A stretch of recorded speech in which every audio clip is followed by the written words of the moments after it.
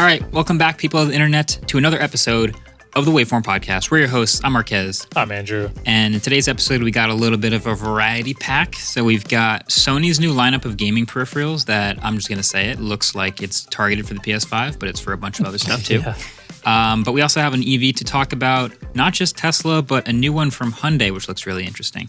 And we're also going to talk Autopilot, Enhanced Autopilot, maybe what the differences are and why they're so odd. And why they're charging differently now. Yeah.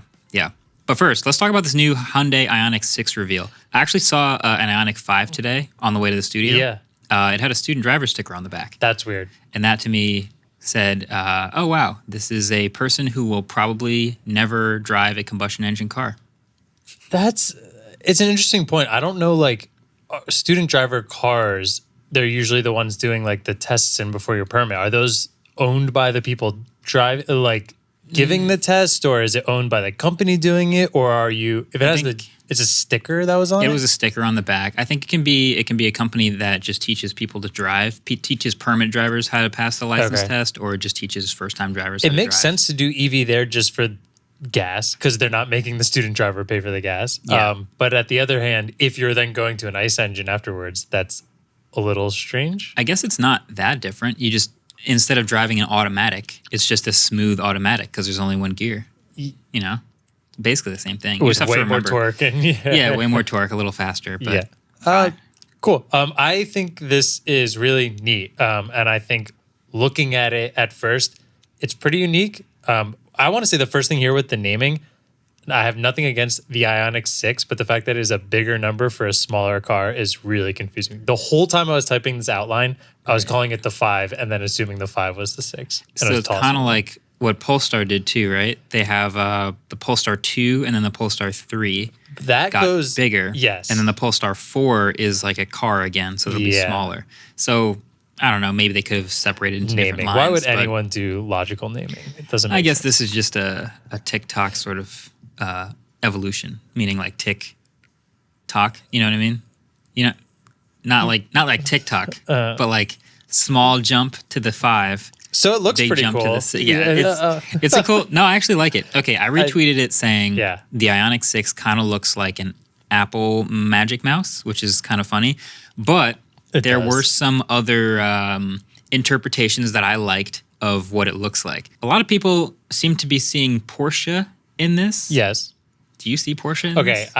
I wanted to describe it as something which is going to make it sound mean, but it's not mean because I do like how this looks. I was calling it a Wish.com Porsche because it's like, it looks, it has that same styling, especially the back. The back is very similar with that like kind of spoiler on the back of it and then like the bar lighting. And then the front of it has this similar kind of curve up on the front where the headlights kind of curve up. Yeah. But it's like sunk down a little where if this was in a Porsche lot, you would be like, immediately you wouldn't think it looks out of place, but then you would see it and be like, something's just like a little different there. You do a double like, take. It's like a bootleg version in the parking lot. But those are great cars. Like, so if you look kind of like that, that's good. That's not bad. Yeah.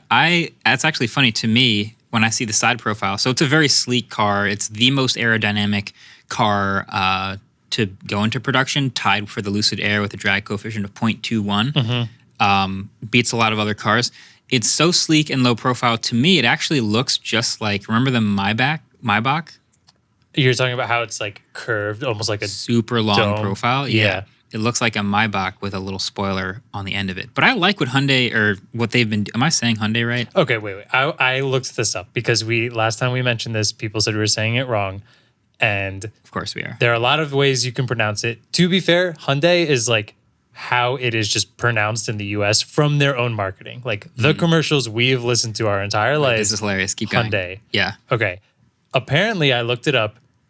In Korean, it's like pretty hard to pronounce if you don't speak Korean. It is a Makes Korean sense. car. Korean company. I think it was like Hyundai.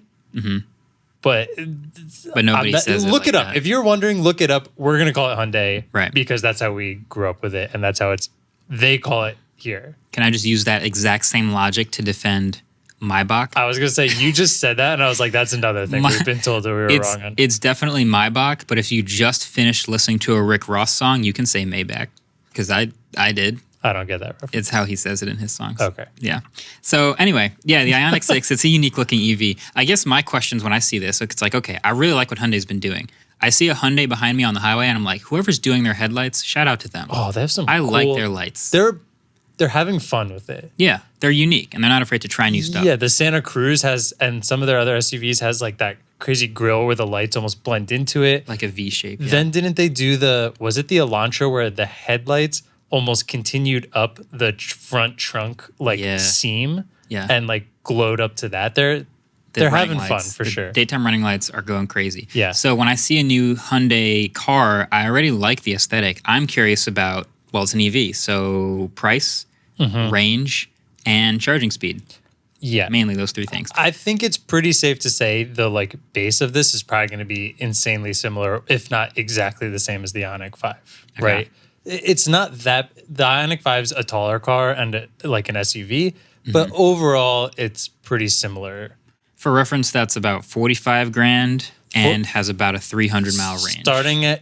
Starting at 44, 303-mile range. It's some of the best charging in terms of speeds. It's great. I think it's one of the best deals for an EV out there, pending car dealership markups. Of course. You know what? But like I think we have to look at it at MSRP because that's the only way to should stay be sold sane. at, and hopefully will be sold at. Yeah.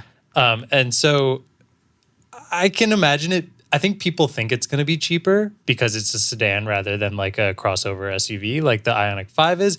I just don't think it'll be that much cheaper. It'll be in the same class. 40 is where I'd put it, maybe as the lowest, which is still great. I still would like to see 30, but baby steps, getting closer. Yep. The CNET Cars article we'll link in the description has like all the information that is confirmed that we can possibly talk about, but they're saying it'll go on sale in the US in 2023 next year. And the Ioniq 7 that follows the year after will be back to an SUV again. That's a huge SUV, I think. I was going to say, because of the drag coefficient on this, and let's assume it's the same battery pack and like base as the Ioniq 5, do we think this will get more range? And if so, how much more range? Okay. Given the same drivetrain, I would say it'll get slightly more range. Assuming they didn't, let's say enough to drastically change the EPA rating on what they market it as. It might have a different number. Yeah, it might get a different rating. Like when I consider aero, like when I change wheels, for example, and I have different like aero caps or take the aero caps off, like you can get a substantial difference in range. But I think things like shape of the car and the best drag coefficient versus like a decent drag coefficient might cost you like 5%. 5 to 8%, let's say. So over 300 miles, that's 15 to 25 miles. Okay. So not dramatic, but I don't know anything about the drag coefficient number and what is good, but the Ioniq 5 is 0.288. Which is pretty good. Anything under 0.4 is pretty good. Anything under 0.3 is really good. Okay. And then the best of the best are like the Lucid's 0.21. I think a Model S is 0.24. Okay. Same with Model 3. So 0.288, pretty low. So the Ioniq 5 is already a really good coefficient. Yep. We're going to assume you're going to guess 15 miles. Something extra, like that. Which then that's EPA rating, which then probably it's probably pretty close. Yeah. Okay. I did want to say I thought this was really interesting. In one of the articles I saw, somebody brought up the Hyundai Prophecy, which was their concept car from 2020. Do you remember that? Never heard of that name. I posted a link in here. I want to look at it because it kind of clearly seems like this is where that concept car went to. Yeah. The Ioniq 6 is what the Prophecy turned into. And it's just like the most perfect example of what we talk about when we say, be careful with concept cars because it doesn't look like that at the end. Yeah. This concept car is nuts. And it was 2 years ago. It's clearly what the 6 is, but look at the interior has like two, not even handles. Yeah. They're like handles that push forward and backwards, and I'm guessing turn in and out. And that's how you drive it. I know there's some confusion about whether Tesla's yoke was legal or not. There's no way this is legal. This isn't even a wheel. This isn't even like fighter jet. This is like completely new. It's like it's like the gunner inside of like a bomber or something like that. If I see this car with a student driver sticker on the back, I assume they will never learn how to drive a regular car. I'll never go on the road ever again. It's nuts. But it's a cool looking car. This is like the insanely futuristic, but it has the same similar like spoiler in the back, kind of that like squared off bottom after the spoiler, and then the rounded front with the headlights. It's more Model 3-ish, I think. Look at the taillights on this thing, though. I love them. I love them. Incredible. You know what they remind me of? A real car. Say it correctly. A real car. Okay. The Bugatti Divo. Oh, never mind. That's not what I was thinking. Okay, if you look up the Bugatti Divo's taillights, and this is a real car that actually exists, it has basically this type of headlight, which is wild. So and now, I don't know if I'm pronouncing it correct. I'm going to say Maybach. The taillights in that actually were, while they were inside the taillights, it had individual. So what this Hyundai has is, it's kind of like almost like crystals coming out, and then those crystals have LEDs inside them and light up the crystals, which then turns into a light. Okay, that's really sick. That is a sick. I mean, it's a $5 million car, so like no one's ever going to see one. Yeah. But. The Maybach, though, had inside the taillights had those individual like crystal-esque stalagmites, stalactites that lit up, and I thought it looked really neat.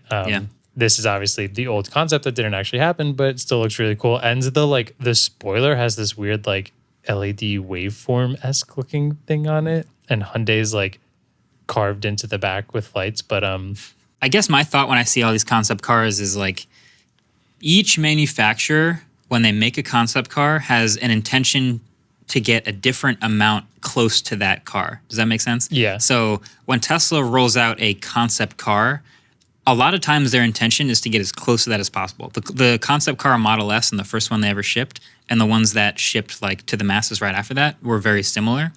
The Porsche Mission E, when we saw that concept car, it was pretty close to what we have as the Taycan now. Sure. And then we see like the CES concept cars, the Sony concept car, all these crazy ones. Yeah. And we know that there is no intention to match that on the road, but it will take some ideas and some shapes from that concept car into reality. This reminds me of kind of like, remember Mercedes did that one with like the giant LED Tron wheels and stuff like that? Yeah. This is closer to that. The Mission E was like skirting that line. They got the wheels. Like, They got the wheels. I like that. Yeah. But I would highly suggest, if you're listening to this on audio and not on video, where we have the pictures to compare them, like whenever we talk about concept cars, like don't expect it to look like that, look up the Hyundai Prophecy and now look up the Ioniq 6, and you can see the similarities, but you can also see the grave differences of like we're expecting the Jetsons future, and like we are solidified in no real door life. handles, no mirrors, no steering wheel. The seats spin around and face backwards. All that. This says plaid LED seats. Yeah. Amazing. They should bring that in, though. I would do that. But yeah, that's the Ioniq 6. I'm really excited for it. We want to take a guess on price. Let's say under 40. Over under 40? Yeah, I'm so going like over. Yeah. So do you think like I think my optimistic is like 39.99, which is basically pretty 40. optimistic, especially today. Next year, I don't know. I feel like the car buying situation and the supply chain. MSRP, I should say. Even MSRP is like tough just based on like how hard it is to build cars right now. I'm thinking under 50, but over 40. You think it'll be more expensive than the 5? I think it'll be around the same. Starts at 44. You think it'll just be same price? Yeah. Yeah. Something like that. I think I'm 40% at that and 60% at like right at 40 or for like 42. Okay. If they could go 39.99 though, then they can say it's under 40, of course, starting, and that's good marketing. Dope. Yeah, we'll keep an eye on it for next year. We'll take a quick break. We got to talk a bunch of Sony gaming stuff, but of course, before we do that, we got some trivia. So we're gonna change paths here a little bit. Okay. Which of the following desserts was not the name of a version of Android? Nougat, gumdrop, or honeycomb? Or nougat, if we're talking about pronouncing things. Nice. Okay. Is that how you pronounce that? I don't know. Some people say nougat. Yeah, I think it's nougat. But I don't like them. Yeah, Stop we'll get back listening to our podcast. Yeah. BRB.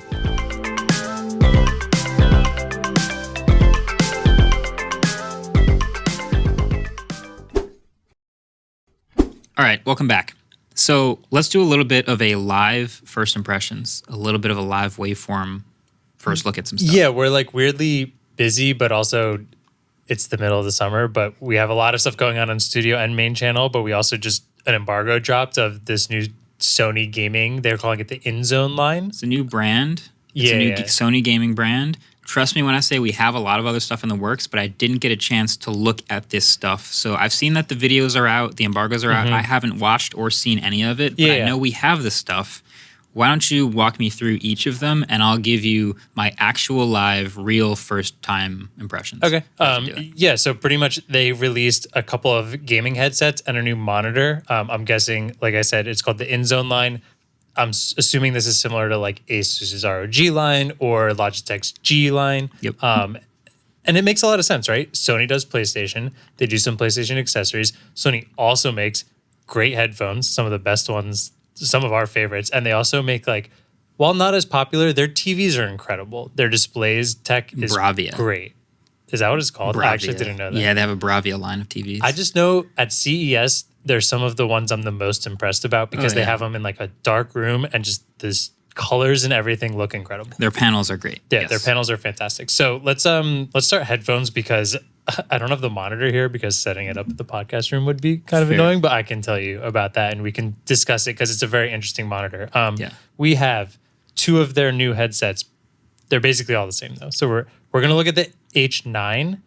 They have an H3, an H7, and an H9. Pretty much what it is the H9 is wireless and noise canceling. The H7 is only wireless, and the H9 is wired and no noise canceling. H3 is wired. H3, sorry. Okay. Yeah. So they're just step down. Sure.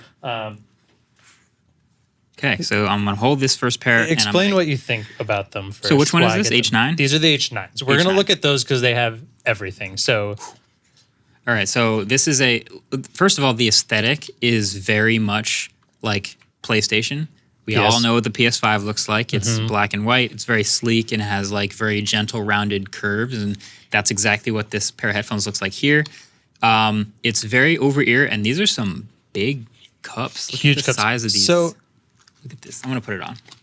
I've actually heard people try and compare them to the XM5s, and I don't really see it, to be honest.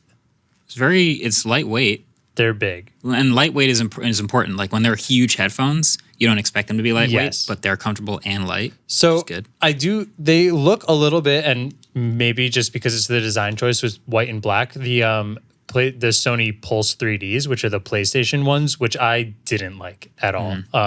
They were like way more rigid. They were really light, but they kind of felt like really cheap, I think. And while I think this plastic's almost identical to those, since the design and the whole package is like a little more sleek and a little, I don't know, just like more put together and thinner, and it just feels sturdier with that same plastic that's light, which is nice to have on your head for a long time. Yep. If you're playing games for a long time. Getting sweaty playing some intense games on the PS5. Ear cups are massive, which gives you a lot of room for your ears. It's super light, but also...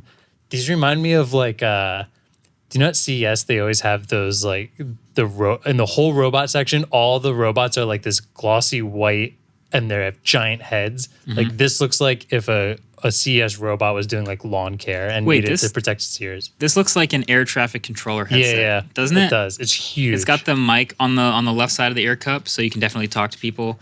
But yeah, no, this is solid. What is the price for the H9? $299. Okay, it's pretty expensive. It's pretty expensive. I'll kind of go over what. So, noise cancellation is not anything new in gaming headsets, and wireless is not something new at all. This does also have an ambient version, which I kind of wanted to talk about because I think ambient noise is kind of going to be the new selling point in gaming headsets. The SteelSeries Arctic Nova Wireless Pros, it's a very long name. They just came out. Everyone's obsessed with them. They're like $299. No, they might be $350 or so. But anyways, they have ambient now too. I think that's going to be the new thing that we're going to see in all these top level gaming headsets. This is what we've started seeing in the everyday noise canceling headphones more and more often. You need some sort of transparency mode. If you're going to wear these outside, if they're going to be versatile, you need to be able to hear stuff around you. In a gaming headset, wow, there's definitely a pun in here somewhere. So you're playing a game, you've got the noise cancellation on, you're in the zone, right? In the zone, get it? I didn't make that connection before. You're in the zone. But then you check your watch and you realize, it's probably going to be time to eat or something. My Uber Eats is getting here because I can't get out of my gaming chair. My doorbell might ring, whatever. So I need to just turn on transparency mode and hear other things. then I need that feature. It's a useful feature. It's something I think is important. I wear an open back headset. I use the Sennheiser Game 1s, which I'm still obsessed with. But if you're living with somebody, it's really nice to have transparency or open back like that, because if they're trying to get your attention and you can't hear them, it's going to come down to them tapping you on the shoulder, and it's going to scare the ever-loving shit out of you. Like, it is terrifying when you're really into a game and someone comes up behind you and like taps you on the shoulder. Yeah. So especially if it's a certain game. Yeah, exactly. Yeah, if you're playing like a horror game, have you ever seen the videos of like the guy's like little kid comes up while he's playing a horror game and he starts screaming? Yeah. If you had open back, that would never happen to you. Exactly. So I do think that's cool. But you'd also never be in the zone because you never have the cancellation. Well, you have a button to get into the zone. They should call it the Inzone button. They shouldn't call it noise canceling. But the active noise canceling is pretty solid on this. When nothing's playing, you can hear voices pretty easily, which I didn't love. But if you have music or some sound going on, like, it's pretty good. It's pretty similar to the XM5s or the XM line in general, which we can only assume they're very similar, like in a lot of cases. So some of these companies, like, you wonder how much the departments talk to each other. I wouldn't be shocked if a lot of the same pieces and the same technologies are shared between these. I mean, it's a separate brand. It's got a but similar it's not separate feel, despite looking a bit different. Like all the padding is similar. Very soft. They sound fantastic. I think they sound really, really good. Do you want to listen to something on them? Oh, is it paired to something right now? Yeah, I can pair it to something sure. when I turn it on.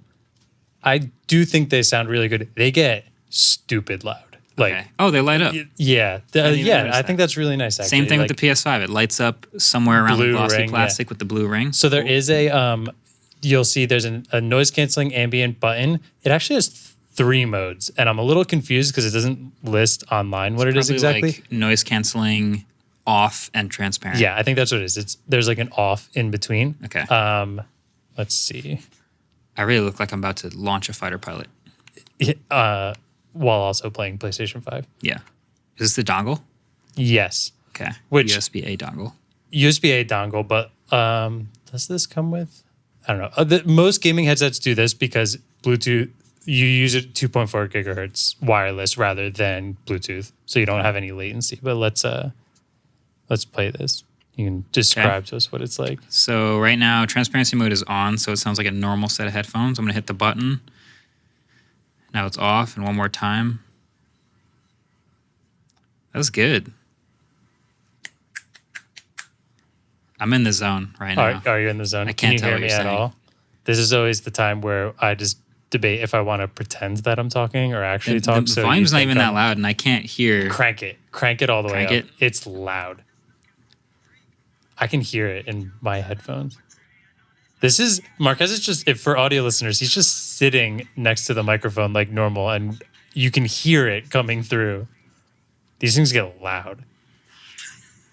Yeah, this is good. This is really good. It's really right? good. Yeah, I mean, obviously, I know what the Mark V sound like. These do sound different. They sound actually a little bit wider in soundstage, which is interesting. Okay. Not as much mid bass. Like, they have bass, but they do sound tinnier than the Mark. Well, they sound tinnier than some other headphones I've listened to. But very good noise cancellation. Once you've got Very something good. going, and I mean, with the volume it can go out, who needs noise cancellation because you're just blowing your eardrums out anyways. True. But do you want to know something they do that the XM5s do not do? What? Oh, they actually fold the right way. They fold the correct They way twist into your chest. Sorry, they don't fold, but they do twist. Yeah, sorry. So they twist so they're flat on your chest and sits nicely on your... So you know when you have to like take your headset off and yell at mom to bring you lunch or pizza rolls or something like that, like it's nice and comfy here when you have to take it off. And then you can put it back on so you never have to listen to your mom again. So yeah, and turn the noise cancellation on. Yeah. Get back in the zone. I kind of dig these. Solid. As long as no one sees me wearing them. I don't love how they look, but that's fine.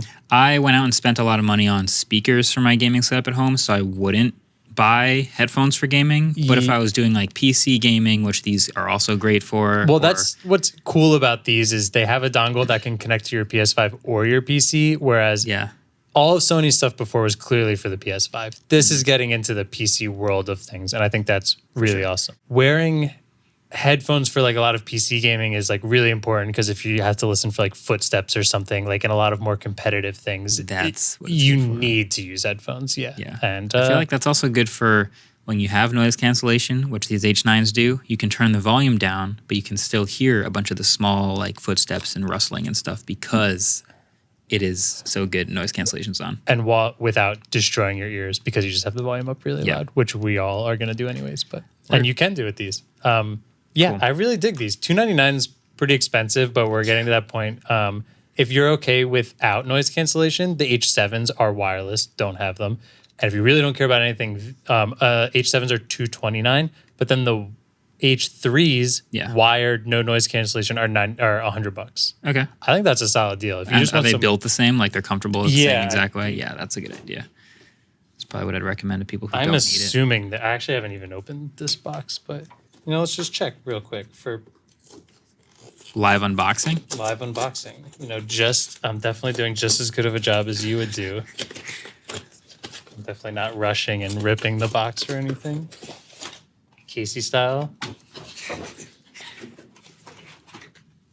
Ooh, wait. These are a little different. Oh, just kidding. Oh, wait, what? Got to take the cardboard off. No, just kidding. So they're built a little different. These are different. Yeah. Just breaking everything. I was not meant to be a reviewer. I kind of like these ear cuffs better. They're like cloth. I like cloth better. All right, just kidding. These are quite a bit different. Not in a bad way, but they don't light up. The way the ear cups are connected are totally different. The foam pads are totally different. You still have your volume control. The microphone's a bit flimsier. It's black instead of white. Still has that PS5 vibe to it, but definitely. Okay. Yeah. There it is. All right. Chances are these will be available at like Best. I don't know for sure, but like I always tell people with a lot of gaming stuff, especially like mice keyboard, is get something that feels best for you because most of them perform pretty similarly. Like especially a mouse or something, run to a Best Buy and try it out real quick. Put your hand on it. Order from Amazon and then you can just return it. I'd probably rather go to the store and try it out, but I think these are pretty cool. Let's talk about the monitor real quick, which will be a much shorter one because it's a monitor and we can't have it right in front of us, but it is super interesting. It looks very cool. Yes. I see the new aesthetic. It's also black and white, has a similar PS5 design to it, so it looks like it could easily literally go next to a PS5 on a college dorm desk if you wanted it to. Yes. But it is a normal monitor you can use with any PC. It is, but the stand is also pretty unique, and rather as a flat base that we see most stands with, it actually has like a tripod system. Yeah. And then even what's different about that is the two legs that are next to each other are in the back, and it's got one leg facing forward towards you. And that's the leg that the monitor is actually on. Right. And because of that, the slide up and down feature, rather than just going up and down in height, it comes forward as well. Is that a good thing? Or is that awkward? I need to show you, I guess. Because there are people who play like that. And people who play like that are usually playing very competitive games, and their face is like inches from the monitor. So when the monitor is higher up, it's also further from you. And when the monitor is down at the bottom of the stand, it's closer to you. It can be right there. There are a lot of people, and this also... It's probably terrible posture as well, but they'll play with a monitor essentially rather than directly in front of their eyesight. It's down and tilted up, so they're looking down at it, and then they have their hands spread really wide around it. I know it sounds crazy, but there are a lot of people who play like this. I mean, gamer ergonomics. Oh, okay, chill, bro. You're gonna kidding. Like these people look like their nose is like touching the screen pretty much. I got the immediate instinct to say something a parent would probably say. You're gonna burn your eyes. Basically, yeah. There just are a lot of people who play like that, and I think this monitor default gives you a possibility to do that, which might be interesting. Let's go over. That was the stand, just the stand though. The specs on it are pretty awesome. 4K, 144 hertz, 27 inches, G-Syncs, HDR, 600 IPS. It's like this thing. It's a beast. It's a great monitor. I think it looks fantastic. 144 hertz is amazing, especially when you're going 4K. So the way I see this is there are a lot of people who prefer different things if you only play one type of game. If you're a competitive type of, you don't care about resolution, you care about refresh rate. So like I have a 280 hertz 1080p monitor, 24 inch. So that's like, if I were to play something, if I wanted to play something like one of the new single player games or that's like super visually immersive, my monitor would suck for it. But I'm playing Valorant, so I play low settings on a cartoon game, and it's just like as many frames as possible. Could you tell, this is a random question, could you tell the difference? Like how far from 280 hertz could you go before noticing that it's like, can you tell 165 versus 280? No, I could not. I guarantee you I could not tell. It's just like the newer ones at 1080, 24 inches, which is what I like,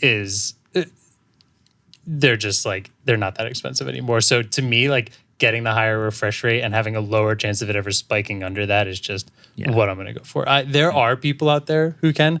I'm sure those top 0.5% of professional esports players, or like, they're so calibrated they could tell 240 from 280, sure. But which is, I think, a reason why this is cool, because 144 hertz was the standard for a while. It's really great, but you also get 4K. So like if you want to take this monitor and play a competitive game at 144 and bump the resolution down so you don't sacrifice your frames, you can do that with this, but you also can put in a game that's in 4K and has great resolutions, and maybe you only play that at 60, but then, Forza, you're playing that and it still looks fantastic. 27 inch is kind of that middle ground between 24 and 32, which are the standard. I always think of 32 as the immersive one and 24 as the competitive one. And hey, if you ever need to use a monitor for other things other than gaming, you now have a 4K 27-inch monitor. So that's pretty nice. I think where I come down to this is it feels like a monitor that's like capable of doing both ends of the spectrum. Sure. And, maybe jack of all trades, master of none, but it's really good in between. And I think there are people who do play both types of games and would really, really like this.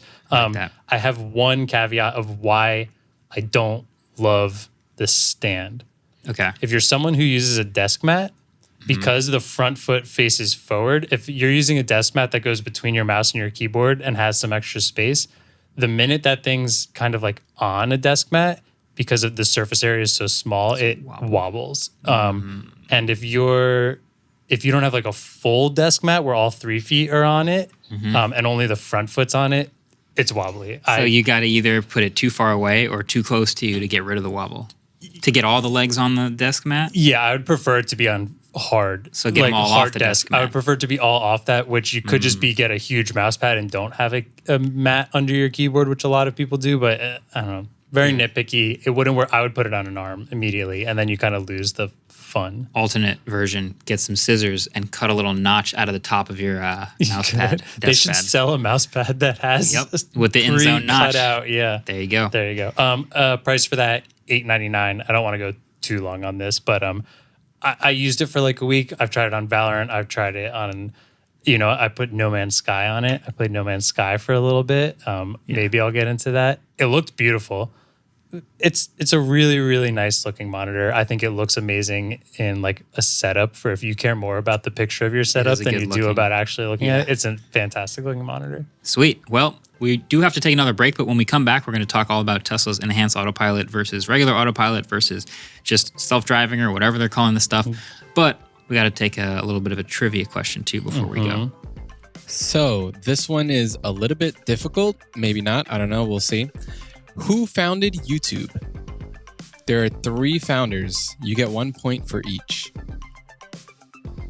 That's definitely a tough one. Founded. I think I know one. Okay. That's more than me. We'll find out. I'm going to embarrass myself. After the break. After the break.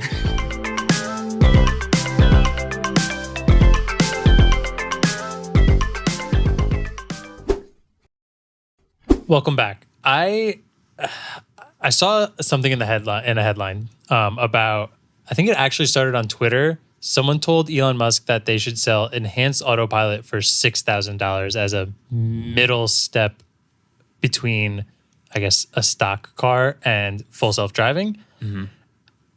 To To start this off, I need you to help me kind of understand what the difference between all of these are, because the naming is impossible. I even tried to look it up on Tesla's website, and it was a tad confusing. So what I got was all the cars have autopilot. Then there is now, at least, and there used to be enhanced autopilot, and now there's also full self-driving, and that's beta. But at what point did... Oh, man, I'm even having a hard time just explaining what I'm trying to get explained to me. The worst part about this is that all of this changes all the time, especially that makes me feel a little better. How much the things cost and whether or not you can get them. Yes. But I can try to break down in simple terms what each thing is. There's sort of like 3 levels. Okay. 3 levels to it. Let's start. This might help me. What do you have any of it on your car right now? I have enhanced autopilot. You have enhanced autopilot on your current Model S. Yes. And was that something you had to pay for? Yes. How much was that? I think it was $10,000 when I bought the car. So, but that gives you full self-driving as well if you can get into it. You just don't have it now. You have the full self-driving capability. I paid for everything, including full self-driving. I only have enhanced autopilot. And when you were buying that at that time, there were only 2 options. There was nothing, which I think they still consider that cruise control and lane You keep. still get that, yeah. That is the base model. Yep. But when you paid for it, you only had add nothing, or you get enhanced autopilot and full self-driving. Right. Okay. Now they're splitting a tier into there. Okay. Yeah, maybe it's just about how much trust you have in the system, so you can sort of upgrade halfway. Maybe you don't want full self-driving, but I can. Here's what it is. Sure, yeah, so please. Every single car has what's called autopilot. They all have the hardware for it. It is a terrible name. Awful. It is not what autopilot is. No. Ignoring what autopilot actually is in like an airplane or something like that, what Tesla calls it is just basically normal lane keep and traffic aware cruise control. Yeah. So not just like keeping you at 60 miles an hour in the lane, but if someone cuts in front of you, it slows down, it speeds back up, and it holds your lane. So auto steer. So on a highway, it's cool for like relaxing. You can take your hand off the wheel once in a while. It'll follow the lanes. Fine. That's normal. I feel like it helps like fight fatigue a little bit. Like if you're taking a long trip and you can just have that cruise control and helping with lane assist, you still have to be, eyes on the road. You still have to be paying attention. All of these, you still have to be doing that. But that helps like be a little less mentally fatiguing. I like it for stop and go traffic. That's mainly when I use it. I don't really use it that much, but when I am in stop and go, like move up 100 yards, slow down, move up another 100 yards. Yeah, that's great for that. A lot of cars have that. Cool. Dumb name. Then there's enhanced autopilot, which is everything that I've been able to enjoy so far because I don't have the full self-driving beta. Yes. But this is a little bit more advanced. This has features like summon, auto park, which you can pull up next to a spot and hold down the park button. It'll parallel park in a spot for you, which is cool, or perpendicular park. And auto lane change. So you put your blinker on the highway and it'll change lanes for you and then turn the blinker off. And then navigate on autopilot will take you basically to the end of an exit ramp and then go ding ding, take the wheel. So it'll get you off of a highway or onto a highway, but then it won't do city streets or suburban streets or anything like that. Okay. So it's a little bit more than just highway driving. Okay. Then there's what you see all the headlines about, which is people testing full self-driving. Maybe that's actually aptly named because basically it should be able to take you from point A to point B by itself. Yeah. It'll pull out of a parking lot onto a suburban or a city street. It'll stop at stop signs, stop lights, all traffic control devices basically, and take you all the way to your destination. So that's full self-driving. While I have paid for it, I don't have it because it is in beta and it has been for years. And the only way in right now is I think to have a safety score of like 97 or better. I thought it went down to like maybe a little less, but still that is a hard safety score. I'm not getting in. Okay. Yeah. Okay. That clears things up a little bit. So I guess the reason, while a lot of people probably know that, especially people listening to this podcast, I'm trying to figure out because I've seen some people who on Reddit and on Twitter, mostly Quinn, we all love some Quinn rants. Yeah. Saying that this middle price now of enhanced autopilot seems kind of ridiculous. And I'm trying to figure out why, because I agree and don't agree with it at the same time. I think it's a weird spot. I think it's funny because a lot of high-end cars and high-tech cars have a lot of these features already, and you're not going to go pay extra for them. Yeah. So, just traffic-aware cruise control, that's kind of a given in a new car. Any car has that. A new car has that, right?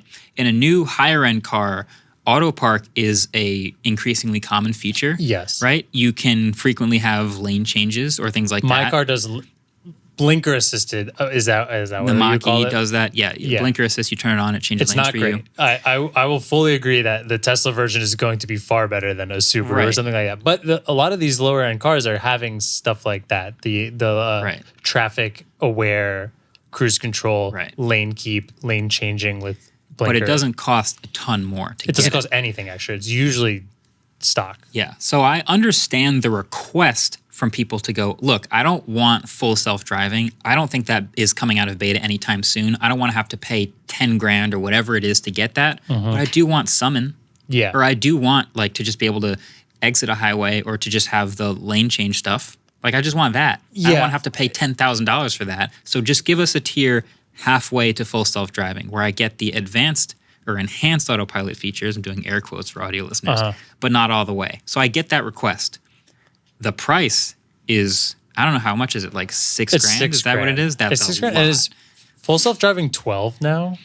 Probably something like that. I think it's like 12. So it's half the price. I think where I agree with this, where I would agree that it should cost more money is the things that seem to be super unique are Smart Summon. I don't know any other car that's doing that. Yeah. The traffic or the navigation based, I don't know how often do you use that? Or do you use it very often? Personally, I almost never use it. Personally, I only really use stop and go traffic cruise control. Other than that, I tried Smart Summon once in a parking lot. I think it was actually, you might have been there. This was or maybe not. It was an overnight tournament for Frisbee. And we came outside and it was pouring rain. And so everyone's zombieing out of this dome, leaving a Frisbee tournament. It's 4 a.m, it's pouring rain. And I go, you know what? I'm going to summon my car over here. And I hit the summon button, I hold it down, but it's at the same time as 15 other cars all leaving the parking lot. And it was embarrassingly bad. It didn't make it to me. I just gave up and walked through the rain my car was in the middle of a parking lot, just with the hazards on, not doing anything. So Smart Summon is probably cool when it works sometimes. I've seen some great viral videos where it works perfectly. Do you remember when we Smart Summoned your car and Brandon's car at the same time and they almost crashed into each other? They almost just drove into each other. Because they were both going to get you. What were they?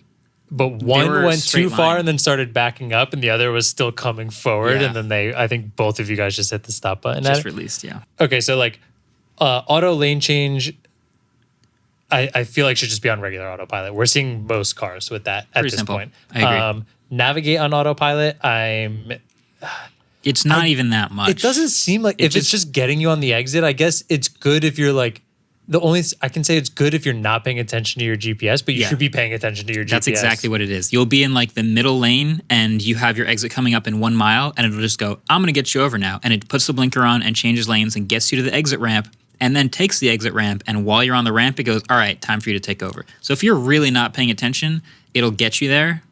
But if you're a mile from your exit, usually the habit is what? Just turn off autopilot and drive over to your right side. If you're taking an exit off a highway onto another highway, will it merge onto the next highway and continue? I've never had to do that. It always stops during the ramp for me. That sounds like the safe. Ramps are kind of terrifying sometimes. Just the way other people drive on them. So that doesn't seem that crazy to me. Auto park, that's definitely not super common yet, but like you said, it is becoming more common. And then Smart Summon. Kind of a party trick. Yeah. Kind of a party trick. I don't want to say gimmick, but it feels pretty gimmicky. As someone who has the feature and has observed exactly how good it is, I would not pay for it. Yeah. So now you take that list of what I just said, because those are the enhanced autopilots, whereas traffic aware, cruise control, and auto steer are things that just are on stock. Do you pay $6,000 for that? No. Yeah. I have a really, really hard time thinking of someone who would pay $6,000 for that. I already paid for full self-driving and I hope to someday get in. That would be cool. And I think I would actually use that occasionally. I think there'd be, a very limited number of times, but a small number of times where I'm just like, I don't really feel like driving. By the way, it's a fun car to drive. I like driving. So I don't actually use this stuff that much. But as someone on the bleeding edge, I'm like, let's see what it does. I want to see if it'll work. And I would do it once in a while. If I could spend 12 grand right now for my car to drive me from my house to work every day, I have a pretty long commute that's not fun. It's just a straight line. I would pay that in an instant if it worked perfectly and I could literally disengage completely. Yep. That's not what it is yet. Yeah. But so do you think though, at 6 grand, let's say we're not paying it, do you think these things in Enhanced Autopilot should be brought down to the stock free version, or should they just be kept in full self-driving? Yeah, so this is a question I would have a very different answer from Tesla. I think they should be included for free. I do too. And I think Tesla has a habit of charging more for extra things. So they know that people will buy the car without it for a certain price, so they're not going to include it for free. So yeah, I think adding this middle tier makes sense. I'm not surprised that they agreed to charge more for stuff that should be free. But yeah, that's it's a small list of things, and maybe you find one or two things there that you really think would help your commute or something like that. But I would go all or nothing. Yeah, and I think the reason why they're doing this middle tier and not leaving it as like the free option, because actually, I guess I don't even know why they're doing the middle tier for, but the full right now FSD, like what they say they're offering is basically just, it says traffic and stoplight control in beta, and then the auto steer on streets is still considered upcoming. So like there's not a lot to offer there. Before, the package kind of included all those other things and bundled with the promise of what's coming, it felt better. But right now, I think if all of those things were free and the $12,000 just meant stop signs and upcoming auto like streets, that feels like a way harder sell. Although they're still selling a ton of it, which always surprises me for a beta. Yeah, basically Tesla just did the math and sees that, look, there is some non-zero number of people who is not buying the full self-driving thing because they're not getting full self-driving. So if we can get more money out of those people for a couple other features, we'll get that money out of those people for a couple features. Yeah, I don't love it. I feel like if they offered it for free, the cars are pretty expensive already. Like if they offered those, that's just one more thing that's, because we can all agree that theirs is some of the best like radar camera, being able to actually do like adaptive cruise control or traffic aware cruise control and all that stuff. They're really, really good at it. Really good. And all the other cars are catching up to that. Leave that as your base model, and I feel like that's just such a better selling point, because now the EV market is coming for you. Yeah. You're way far ahead on that front than you are. If you work for Tesla, then do you bump the price of the car up $6,000 and make it included for every car? But do you bump it up again since it's a new tier? Or do you just leave it as an optional add-on for people? If I'm Tesla, hell yeah, I bump it up and I make that money. If I'm me, no. I feel like you're already at a price point where you're comparing yourself to other things that are beneficiary to the like legacy car manufacturer of like better quality interiors and such. Differentiate yourself. You're the tech car. Yep. You've got all of these really cool, closer to self-driving features. Definitely not autopilot, because we all agree that's a terrible name. Yeah, I see where Quinn's coming from. I love Quinn so much. Yeah. I see where he's coming from. Appreciate the tweets, Quinn. Yeah. All right. Well, I think it's about time to figure out what the trivia answers were. I don't know the second one. I'm just going to say that right now. Okay, but cool. let's see. Let's Maybe a chance. First one, I think I know. All right. So the score right now, Marques 13, Andrew 7. First question. Which of the following desserts was not the name of a version of Android? Nougat, gumdrop, or honeycomb? Yes. I'm going to answer first because I know Marquez knows this. Yeah. I'm trying to think. Think it's gumdrop. Yeah, I'm trying to think what G was now. Okay, so B, cupcake, donut, eclair, froyo, gingerbread, honeycomb, ice cream sandwich, ice cream sandwich, jelly bean, Kit Kat, L, Android L. Then it was just L. It wasn't lollipop? Oh, it was lollipop. Lollipop, yeah. Lollipop. KL. Gumdrop would be a great one, though. Yeah, it was gingerbread. Anyway, yeah, it was wait, gumdrop. what did you say for G? Gingerbread. Gingerbread. Oh yeah. Then that confirms it. Yeah. Yeah, it was Gumdrop. Yeah. It's not the right one. Cool. We We were got that right. Correct. one. We went way further than we needed to. I just felt like flexing a little bit. Flex. I don't know why I still know that. also say pi to 12 digits. 3.14. Well, time to flex again. Who founded YouTube? I really don't know. Okay, I feel like I remember someone here recently saying, and this is going to be really embarrassing if I'm wrong, but I remember them saying that Susan created YouTube in her garage, just like a bunch of the other garage stories out there. So I think maybe she might be one of the three, but that's like such an obvious guess because she's currently she is the CEO. And the story that I think I'm remembering is that she was working for Google and they asked to use her garage to start YouTube. And then they did. And then she eventually, I don't know how quickly, but she became the CEO shortly thereafter. So if that counts as her helping to found it, I think I would just put her as the only one that I know is involved at the beginning. Is it just other Google names? Is it Sergey Brin and Larry Page? I don't know. Nope. Who is it? Giving up. Yeah. Chad Hurley, Oh, yeah, I knew that. Steve Chen, and Jawed Karim. So Jawad is the one who uploaded the first video with him at the zoo. Jawad. Oh, the That's zoo how you guy. pronounce it. Yeah, I didn't know he was a founder, to be honest. Yep. I thought Actually, I three feel of like I them. have heard that because he made, oh man, I don't know what the event happened was, but he changed his he changed the description of the video. video. So He, it's like, called uses- Me at the Zoo. Yeah. And he sometimes uses the description to make statements about and YouTube. I remember a article coming out that was like founder of YouTube makes Yeah. statement through this. Okay. I don't even think he's involved in YouTube anymore. I just know he's a founder. So if he thinks something is different about YouTube, then it's a Yeah. good headline.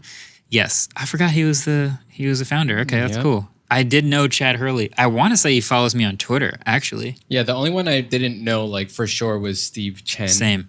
But yeah. Well, shout out Poor to them. Steve. Sorry, Susan. I thought you were one of the founders. I was wrong.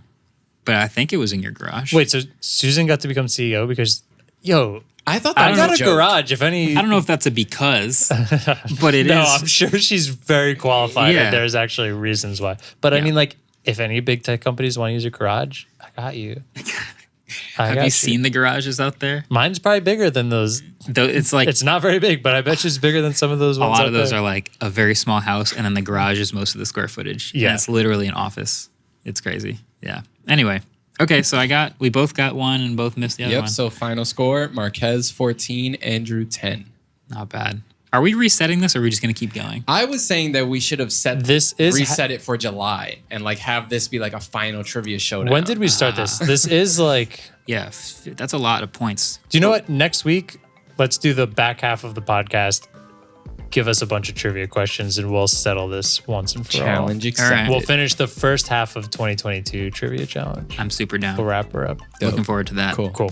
Sick. All right. Well, until the next time, thanks for watching. Thanks for listening. Catch you guys later. Peace. Waveform is produced by Adam Molina and Ellis Rovin. We are partnered with Vox Media, and our intro music was created by Vane Sill.